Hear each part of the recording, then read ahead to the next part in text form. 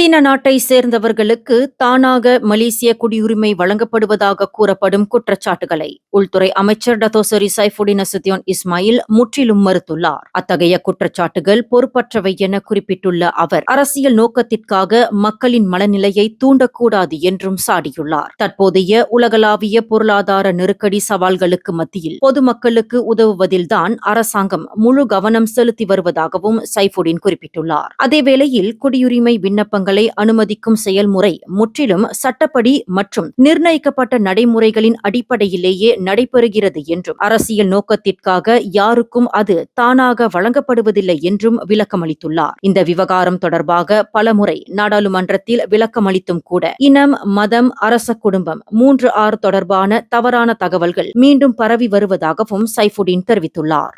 மேலும் செய்திகளை தெரிந்து கொள்ள கீழே இருக்கும் பெல் பட்டனை அழுத்துங்கள். உங்கள் மகிழ்ச்சியை வெளிப்படுத்த லைக் மற்றும் ஷேர் செய்யுங்கள். தொடர்ந்து திசைகளோடு இணைந்திருக்க சப்ஸ்கிரைப் செய்யுங்கள்.